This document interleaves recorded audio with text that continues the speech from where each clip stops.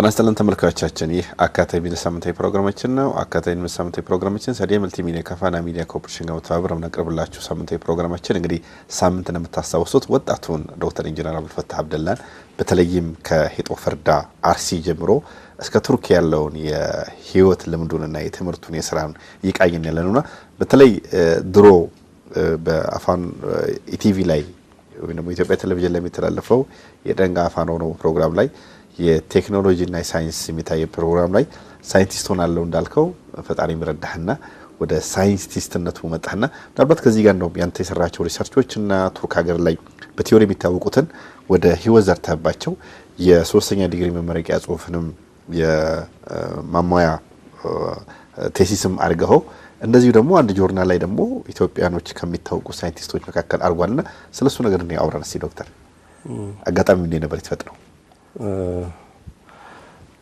ምንድነው ያው ፒኤችዲን ጨረስኩኝ።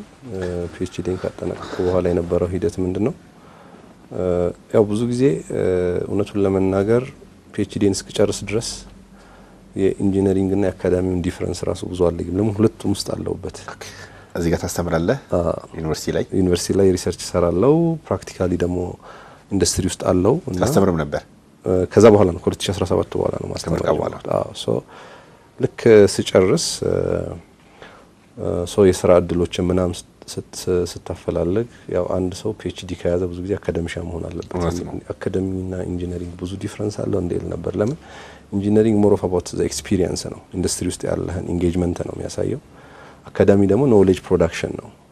ስለዚህ እኔ ፈጣሪ ረድቶኝ ሁለቱንም ብሌንድ የማድረግ እድል አግኝቼ ነበር።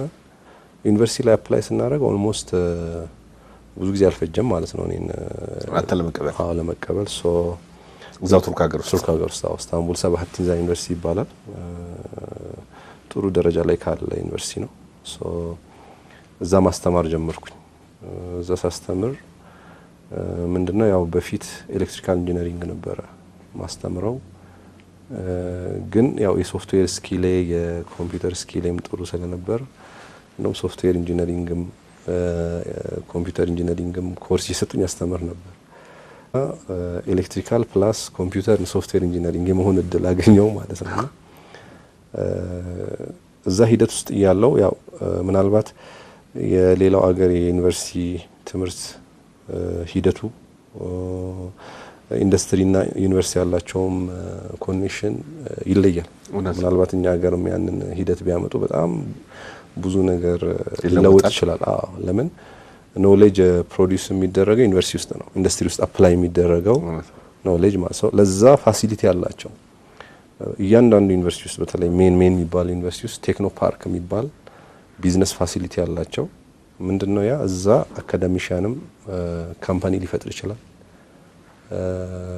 ሪሰርች ኤንድ ዴቨሎፕመንት ላይ ኢንዱስትሪ ውስጥ ያሉ ካምፓኒዎችን መጥተው እዛ ኦፊስ ይከፍታሉ። እዛ ሲከፍቱ ኢንሴንቲቮች ያገኛሉ። ምን አይነት ኢንሴንቲቮች ያገኛሉ? ያው የሰራተኛ ምናምን ይሄ ፔንሽን ምናምን ይቀንስላቸዋል። የጡረታ የተለያዩ አይነት ኢንሴንቲቮች አሉ። እዛ ውስጥ ሆነው የተለያዩ የገቨርንመንት ፕሮጀክት ኮሎችን አፕላይ ሲያደርጉ የተለያዩ አድቫንቴጆች ያገኛሉ። ሶ እዛ ውስጥ እኔም ዩኒቨርሲቲ አስተማሪ ሆኜ ያው ሪሰርች ኤንድ ዴቨሎፕመንት ካምፓኒ ፈጠርኩኝ ማለት ነው። ሾቦሊ የሚባል ካምፓኒ የመጀመሪያ የተመሰረተው እዛ ቱርክ ላይ ነው።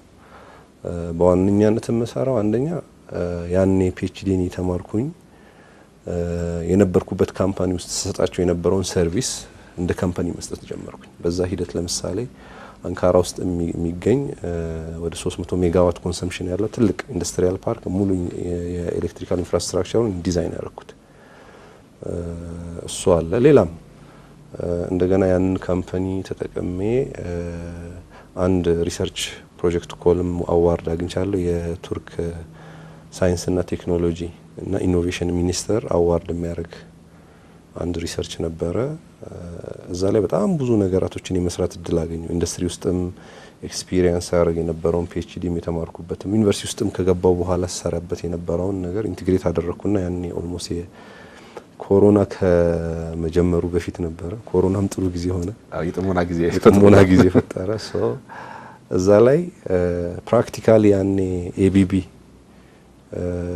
ፕሮዳክት ልክ እዛ ካምፓኒ ውስጥ ያለው ኢንጂነሪንግ ስሰራ የነበረውን ዲቫይስ የራሴ የሆነ ዲዛይን የራሴ የሆነ ኮንሴፕት ሃርድዌሩንም ሶፍትዌሩንም ሙሉ ለሙሉ ዴቨሎፕ የማድረግ እድል አገኘው። ዴቨሎፕ አደረኩኝ። ሪሰርቹም ሰክሰስፉል ያለቀ። ከዛ የቱርክ ኢንተርፕሬነርሺፕ ፊርማ አለ የመንግስት ማለት ነው። እሱም የሆነ ፋይናንስ አደረገኝ። ስለዚህ ሙሉ ፕሮቶታይፑን ጨረስኩኝ ማለት ነው። ይሄን ሳረግ በዚህ በኩል ደግሞ ዩኒቨርሲቲ ማስተምር ነበረ። ያ ሂደትም ነበር። ዩኒቨርሲቲ ውስጥም በተቻለ መጠን ጥሩ ሪሰርቾች እሰራ ነበረ። ኤስሲአይ ጆርናሎች ኢምፓክት ፋክተራቸው ትላልቅ የሆኑ ጆርናሎች ላይ እኔ እዚህ ሪሰርች ላይ የምሰራው ነገር ፐብሊሽ ይሆን ነበረ። እሱ አንድ ነገር ነው። አካዳሚውም ላይ ሲሪየስ ናቸው። ባይዘው አንድ አስተማሪ በአንድ ሴሚስተር ቢያንስ 14 ሳምንት ማስተማር አለበት ያለ ምንም እንትን ማለት ነው። በሆነ ምክንያት እንኳን ካላስተማርክ ኮምፐንሴት ታደርጋለህ። ሶ የማኔጅመንት ስኪልህን ያሉ አካዳሚክ ይሄ የምትሰጠውን ኮርስ ኢቫሉዌሽን ይታያል። ፐብሊሽ የምታረገውም ሪሰርቾች ይታዩና ከዛ በኋላ በየአመቱ አዋርድ ይሰጣሉ። ከዛ ቤስት አካዳሚሽን አይተው ቤስት አካዳሚሽን። ስለዚህ ቤስት አካዳሚሽንም የሚል ሽልማት አገኘው። በስንት ጊዜ ማለት ነው? ምን ያክል ጊዜ አስተምረህ?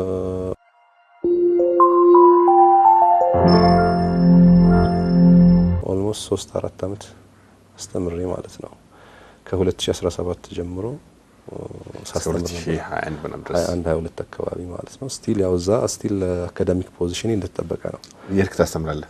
እየሄድኩ አስተምራለሁ፣ ሪሰርች እሰራለሁ። አሁን ያው እዚህ ሲሆን እዚህ ያለውን ስራ እሰራለሁ። ስቲል ግን ሪሰርች ምናምን አፊሊዬሽኑ ለነሱ ነው። ሶ ያንን ዲቫይስ ጨረስኩኝ። ፕሮቶታይፕ አለቀ። ከዛ በኋላ ያው ስቲል እንትኔ ይሄን ዲቫይስ ፕራክቲካሊ ኢምፕሊመንት ማድረግ አለብኝ። ፊዚካሊ ወደ ዲቫይስ ወደ መሬት ማውረድ አለብኝ። ኖት ኦንሊ ዲስ ዲቫይስ ሲሚላር ዲቫይሶች አሉ ፓወር ላይ የምንጠቀማቸው ስካዳ፣ አውቶሜሽን፣ ሌሎች የኮሙኒኬሽን ዲቫይሶች፣ የፓወር ፕሮቴክሽን ዲቫይሶች እነኚህ ነገራቶች መስራት እችላለሁ የሚል ፊሊንግ አደረብኝ ማለት። ኢንጂነሪንጉን ነበር የምሰራው። ይሄንን ደግሞ ወደ ምርትም የመቀየር እድል መፍጠር አለብኝ የሚል ስሜት ተሰማኝ። ያው በዚህ ሂደት ዩኒቨርሲቲ የሚያስተማርኩኝ ወደ ኢትዮጵያ አመላለሳለሁ። የተለያዩ ቢዝነሶችን ለመስራት አመላለሳለሁ። ሜይንሊ ፓወር ላይ ኤሌክትሪክ ላይ መስራት። ከዛ በተጨማሪ ደግሞ ያው እዚህ ያለውን የማርኬት ሁኔታ ሳይ ይሄ በተለይ ቨርቲካል ትራንስፖርቴሽን ላይ ኤሌቬተር ላይ ያለውን ጋፓየው ዩኒቨርሲቲ ውስጥ እያለው ያው ፓወር ኤሌክትሮኒክስ የሚባል ሴክተር እንትን አለ ፊልድ አለ። እዛ ላይም አስተምርም ነበረ፣ ሪሰርች ምሰራ ነበረ።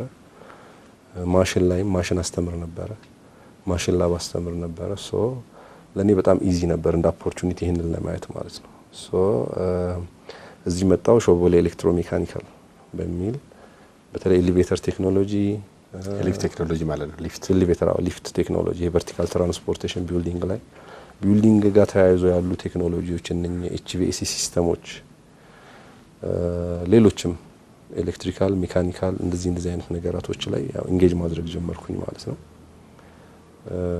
እዛ ላይም አሁን ኦልሞስት ብዙ ጥሩ ሪፈረንሶችን ሰርተናል። አገሪቱ ላይ ብዙ ነገር ቴክኖሎጂ ሽግግርም ያረጋቸው እዛ የነበረውን በተለይ ቱርክ ያለው ሞሮፍ ከትምህርቱ ጎን ለጎን ኦልሞስት 90% ጊዜን ይፈርቴን ምርምርና ይሄ በተለይ ኢንዱስትሪያል ኢንጌጅመንቱ ነበር የሚወስደውና ያንን ትሬንድ ነው ወደዚህ ለማምጣት የሞከርኩት።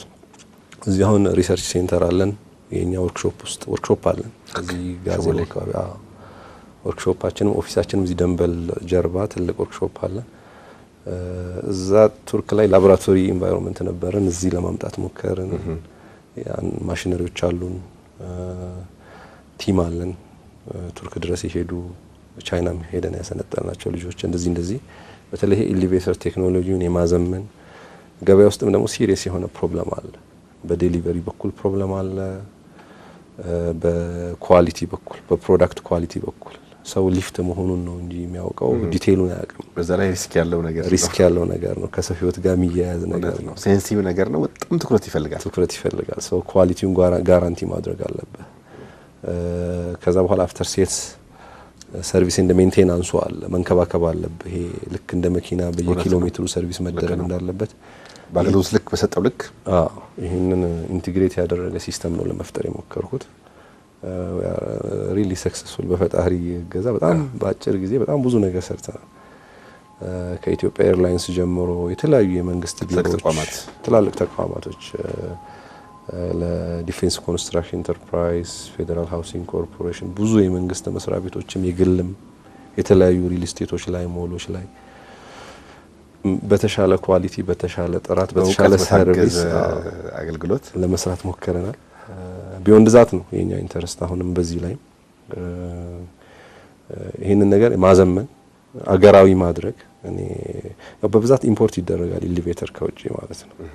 እሱን ነገር የማስቀረት ቶታሊ ማስቀረት in the coming 5 to 10 years maybe 5 years እዚሁ የራሳችን የሆነ አገር በቀል የሆነ ሞተር እንግዲህ ለሀገሪቱ ይሄ አዲስ ነው። ሞተር መስራት ዝግጅት ጨርሰናል። ድራይቨሩን ይመስራት ሪሰርች እነኚህ ነገራቶች ሰርተናል ማለት ነው። ይሄ ሌላ ሜካኒካል ፓርቱን ምናምን እሱን አልቆጥረውምና በዚህ ደረጃ አይነት እየሰራን ነው የምንገኘው ማለት ነው። ይሄ ምንድነው ያው አክቹአሊ ያው ከቱርክ ዘልዬ ወደ ኢትዮጵያ መጣው። ለምን መጣህ አላልከኝ? እውነት ነው። ሶ ይሄንን ይመስላልና ሪሰርቹ ይሄ በተለይ ቀደም ያልከው ግሎባሊ 2% ኢፌክቲቭ ሳይንቲስት አሞንግ 7 ሚሊየንስ የተባለው ምንድነው ያው ስራህን የምታቀርብበት ገበያ አለ። እውነት ነው። በምንም ማለት ነው። ሶ አንድ ሰው ኖሌጅ ፕሮዲዩስ ሲያደርግ አካደሚሻን ሲሆን የሰራውን ምርምር ፐብሊሽ ያደርጋል። የፐብሊኬሽን ሂደቱ ምንድነው?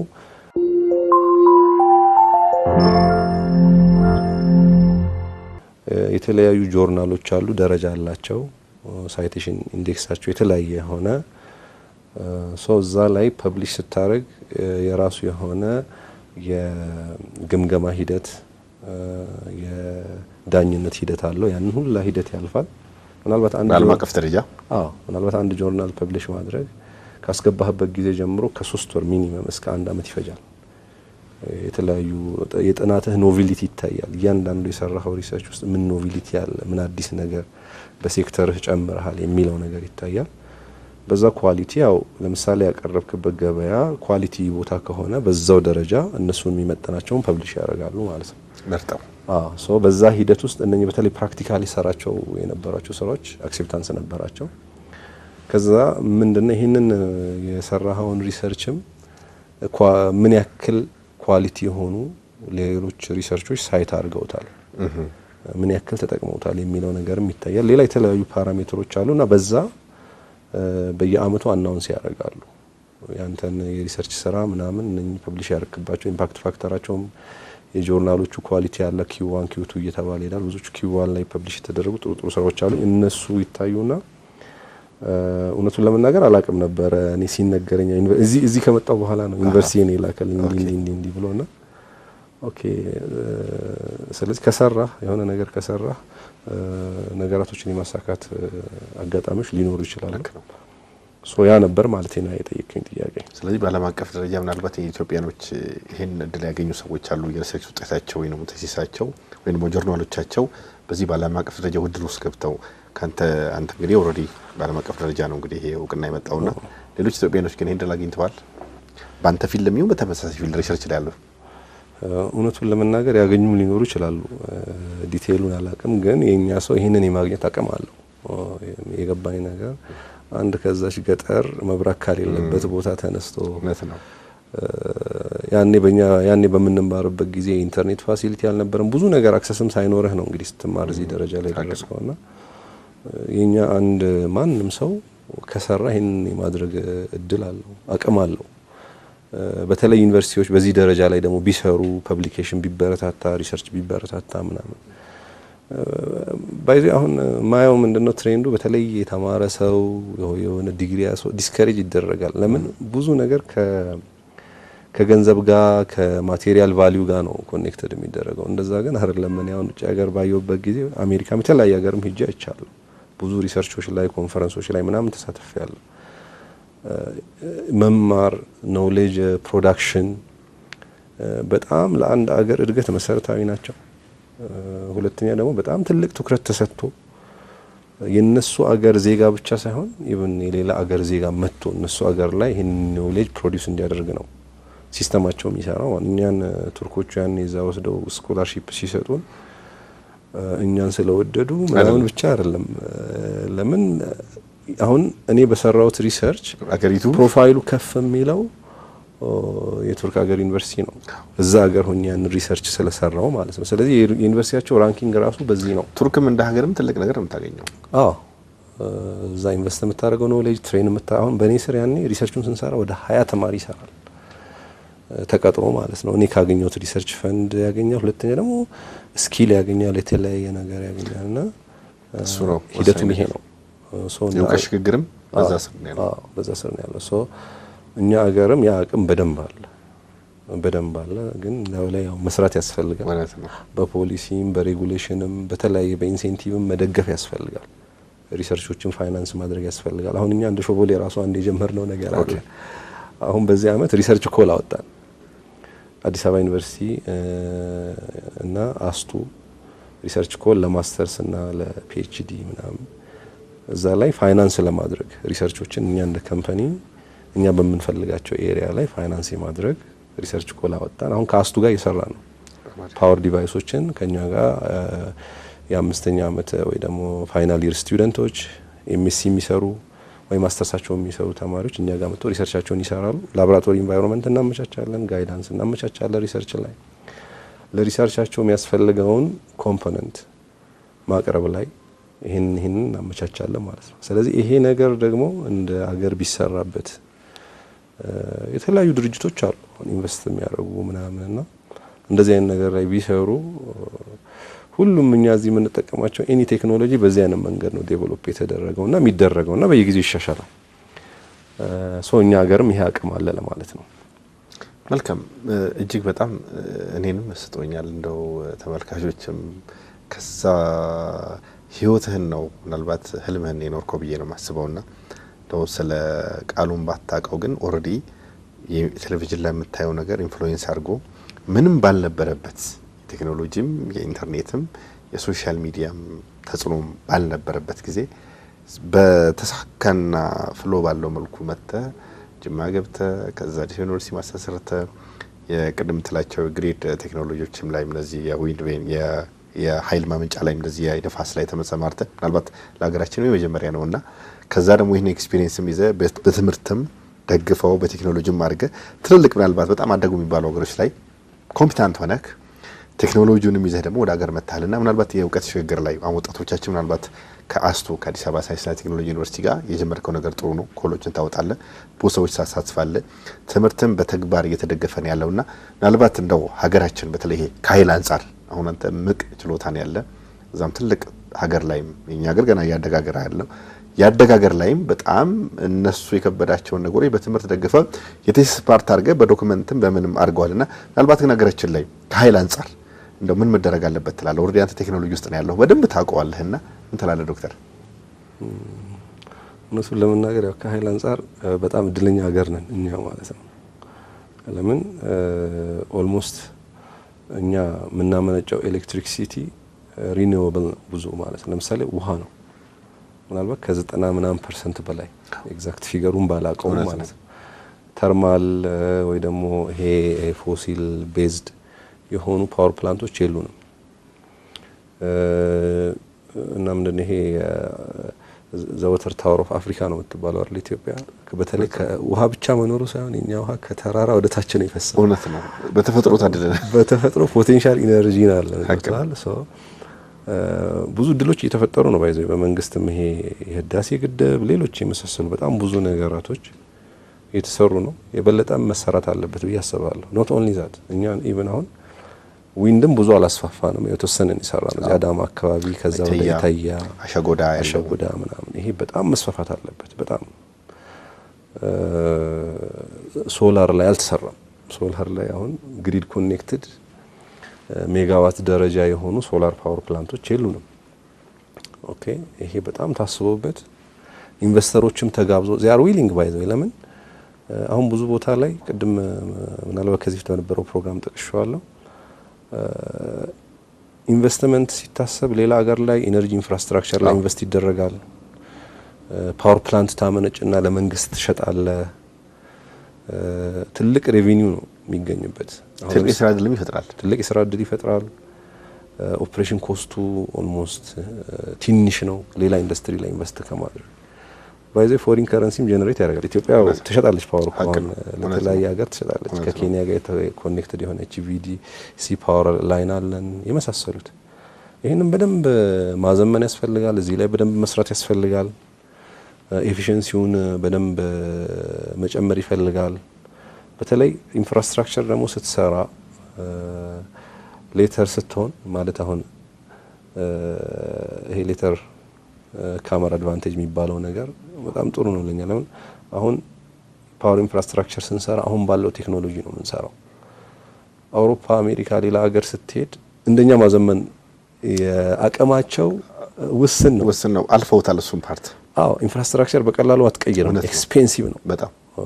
መብራት መስመር ዘርግተህ ከዚህ በፊት ብዙ ነገር አድርገህ ድጋሚ ሊዘርጋ ስትል አስቸጋሪም ነው።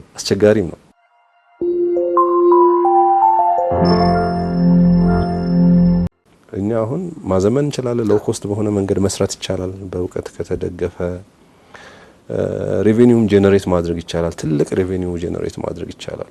እኛ ሀገር ላይ ኤሌክትሪክሲቲ በጣም ቺፕ ነው፣ በጣም ርካሽ በአንጻራዊ መልኩ በጣም። እኔ አሁን ቱርክ ላይ ስኖርበት የነበረው አፓርትመንት ለአፓርትመንት የምከፍለውና እዚህ ኢንዱስትሪ ትልቅ ኢንዱስትሪ ውስጥ የምትከፍለው ዋጋው ተመሳሳይ። ግን ርካሽ ያደረገው ምንድነው ዶክተር? አንደኛ ያው ኢነርጂ ፕሮዳክሽን ኮስታችን ትንሽ ነው ብዬ አስባለሁ። ለምሳሌ ሌላ ሀገር ላይ ናቹራል ጋስ ይጠቀማሉ። ናቹራል ጋስ ኢምፖርትድ ነው በቂ ካሌላቸው ማለት ነው። ሌላም ፎሲል ቤዝድ ምናምን ስትጠቀም ኢምፖርትድ ነው፣ ኤክስፔንሲቭ ነው። ኮል ትጠቀማለህ። አላቂ ሪሶርሶች ናቸው እነኚህ። ሌላ ኢንዱስትሪ የሚፈልጋቸው እነኚህ ነገራቶች ለኤሌክትሪሲቲ እሱን ትጠቀማለህ። ፋብሪካዎችም እሱን ነው የሚጠቀሙት። እኛ ሀገር ግን በተፈጥሮ የሚዘንብ ዝናብ ታቁራለህ፣ ትጠቀማለህ። ዊንድ ትጠቀማለህ፣ ሶላር ማለት የጂኦተርማል ምናምን ነገሮች የእንፋሎት ነገሮች እሱ ብዙ መምዛም ኃይል ያመጣል። እሱም ሪኒዌብል ነው ባይዘው ጂኦተርማልን መጠቀም ትችላለህ። ግን ያው የነሱ ምናልባት ይሄ የነሱ የፓወር ፕላንቱን ኦፕሬት የማድረግ ኮስታቸው ወይ ደግሞ ከጂኦተርማል ኢነርጂ ፕሮዲዩስ የማድረግ ፓወር ፕላንቱን የመገንባት ኮስቱ ምናልባት ሪላቲቭሊ ኤክስፔንሲቭ ሊሆን ይችላል። ኖት ኦንሊ ዛት እንደሌላው አባንደንትም ላይሆን ይችላል። አለን እኛም ጂኦተርማል ሪፍት ቫሊ ውስጥ ያለች ሀገር ናት። ሶ እዛ ላይም በደንብ ቢሰራ ብዙ ኢነርጂ ጄነሬት ማድረግ ይቻላል። ኢነርጂ ላይ ደግሞ በጣም ራስህን ማሳደግ ከቻልክ ኢንዱስትሪህም ያድጋል። ብዙ ጊዜ ኢንቨስተር ወደ አንድ ሀገር የሚመጣው ብዙ ጊዜ እነኚህ ነገራቶች ነው ኮንሲደር የሚያደርገው። ምን ያክል ኢነርጂ ቺፕ አለ፣ ምን ያክል ሌበር ቺፕ አለ። እነኚህ ላይ በደንብ መስራት ያስፈልጋል። ወደ ውጭ ሀገርም በደንብ ኢነርጂን ኤክስፖርት ማድረግ ያስፈልጋል። ያው እነኚህ ኢንፍራስትራክቸር ጥያቄዎች ይመጣሉ። ያው ትራንስሚሽን ላይ ምናምን መገንባት፣ ይሄ ካልሆነ በስተቀር ቻሌንጁ እኛ ኢነርጂን በጣም ሪጂናሊ እስከ ሚድል ኢስት ድረስ ኢንቴግሬት የማድረግ ምናምን አቅሙ ሊኖር ይችላል። ይህንን መፍጠር ይቻላል። ከዛ አንጻር ብዙ ሊሰራበት የሚችል ሴክተር ነው። ኢንዱስትሪውን ደግሞ የበለጠ ማሳደግ ይኖርብሃል። ኮንትራክት አሁን እኔ የሚገርመኝ ኢትዮጵያ ላይ ኢነርጂ ላይ ይሄ ኤሌክትሮሜካኒካል ላይ አገራዊ የሆኑ ኮንትራክተሮች ራሳቸው አልተፈጠሩም። እኔ በጣም በቅርብ ተከታተል ነበር። ብዙ ጊዜ መብራት ኃይል አካባቢ ምናምን ጨረታዎች ይወጣሉ። ጨረታዎች ሲወጡ ኢንቫይት የሚደረገው ብዙ ጊዜ የውጭ ኮንትራክተር ነው። ክራይቴሪያውም ሲቀመጥ እዛ ውስጥ ማለት ነው። ገንዘብ እንበደራለን እና ኦልሞስት ብዙ ምናልባት ከ90 በላይ ብድር ተመልሶ ይወጣል። የሚቀረው ምናልባት እቃቸው ብቻ ይሆናል ምናምን እና ኤክስፔንሲቭ ነው ይሄ እንደ ሀገር ማለት ነው። ስለዚህ ሎካሊ ይህንን የመስራት አቅም ያላቸውን ካምፓኒዎች መፍጠር ያስፈልጋል። በሬጉሌሽን በተለያየ ነገር ሰፖርት በኢንሴንቲቭ ሰፖርት መደረግ አለበት እና በዚህ መልኩ ከተሰራ አገራችን በሚገርም የእድገት ፍጥነት ላይ ነው ያላቸው። እውነት ምናልባት ላስት 2-3 ይርስ ውስጥ ያለመደመም ይከብዳል፣ ያለመደነቅ ይከብዳል። የተሰራው የፕሮጀክቶች ፍጥነት ምናምን ይሄ በሁሉም ሴክተር ላይ ቢሰራበት በአጭር ጊዜ እውነቱን ለመናገር ያው እንደ ኢትዮጵያ መሆን አለብን ምናምን መባል ደረጃ ህልማችን እውን ይሆናል ነው። ተመልካቾች በሁለት ክፍል ያቀረብኩላችሁ በተለይም ከሄጦ ፈርዳ የተነሳው ወጣቱ ዶክተር ኢንጂነር አብዱልፈታህ በብዙ ዓለሞችና በዓለም አቀፍ ደረጃም ተጽዕኖ ከፈጠሩና በተለይ የሰራቸው ሪሰርችና ተግባሩ ፐብሊሽ ሆኖ በዓለም አቀፍ ደረጃ ምናልባት 2% ከሚታወቁበት ደረጃ ደርሷልና ምናልባት ህልምህን ኖርሃል ብዬ አስባለሁና ወደዚህ ሰውተ እንግዳ ሆነ ይሄ እውነተኛውንና ትክክለኛውን የህይወት ልምድና የትምህርትን ስላካፈልከኝ በሰፊው የፋና ሚዲያ ኮርፖሬሽን ተመልካቾች ስም ዶክተር ኢንጂነር አብዱልፈታህ አብደላን እጅግ በምስጋና ያቀርባለሁ። እኔም ስለጋበዛችሁ በጣም ነው የማመሰግነው። መልካም ተመልካቾች የሳምንት ፕሮግራም በዚህ ይቋጫል። ሳምንት በተለየ ርዕስ በተለየ እንግዳ እስከምንገናኝ መልካም ሳምንት።